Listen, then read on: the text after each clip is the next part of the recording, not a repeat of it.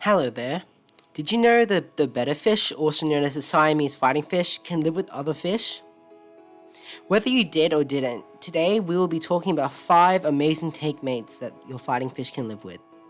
Before we start this video, don't forget that each fish is different and each individual fighting fish in particular may be more or less aggressive. First on the list are neon tetras. The neon tetra is a small colorful fish that live in schools. They are a great fish to put with bettas because they are small so that they won't be in the betta's way. They are a schooling fish so the betta fish cannot single them out and attack them. And then they're also easy to look after, living in the same environment as the betta fish. And they are very fast fish. But due to being very fast, they can be nippy with betta fish. So if you have a long-tailed betta fish, you should be careful with that.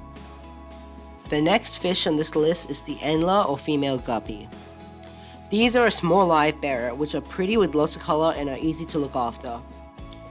These antlers look like guppies, but they aren't exactly the same. They are smaller and their tails are noticeably shorter.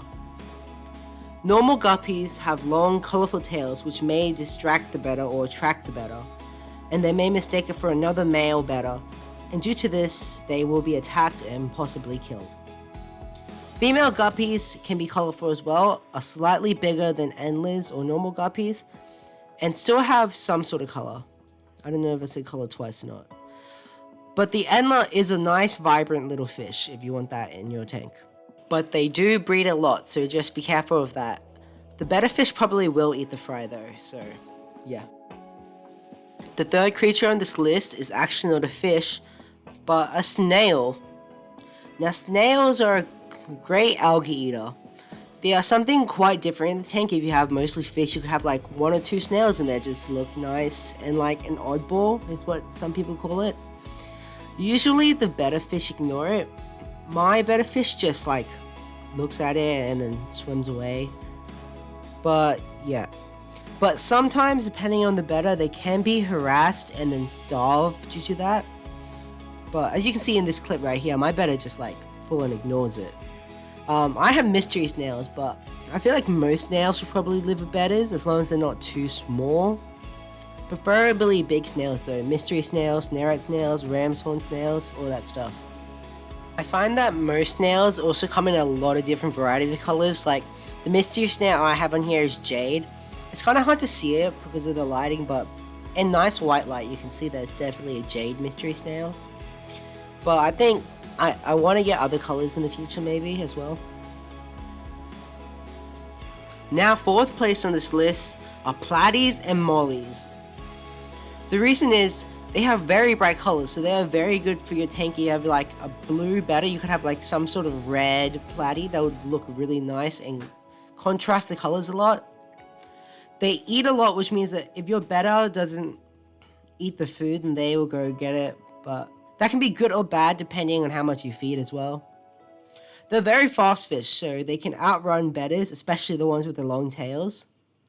But they are a live bearer, and because they're slightly bigger than guppies and stuff, actually they're pretty big, so they're a lot bigger than guppies and antlers. The babies will take up a lot more room, so you might have to figure that out.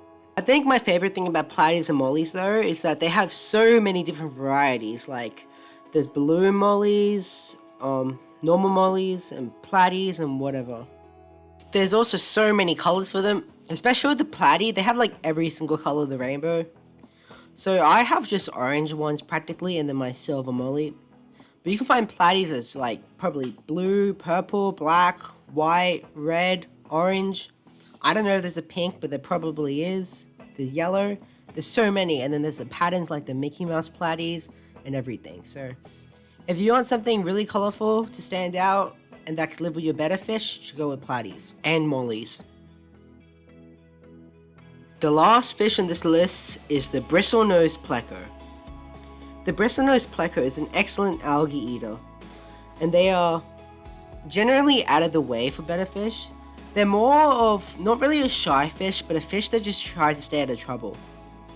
In my experience, they kind of just move out of the way when the betta fish gets near them.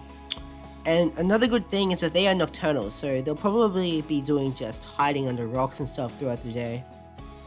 I normally notice they come out at night because they are nocturnal, but yeah. They also don't grow as big as the common plecos, so you can leave them in smaller tanks like 15 gallons, 20 gallons, 30 gallons. These fish do produce a lot of waste though, because they're constantly eating, so depending on how big the tank is, you may need to do some more maintenance.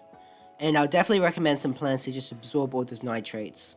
Also, do not forget to feed them. These may be algae cleaners, but once the algae's gone, they'll have nothing left to eat. Anyways, those are the 5 tank mates that I would definitely recommend for fighting fish. I think that they all suit nicely, but like I said at the beginning, every single fighting fish is different, and some may be more or less aggressive.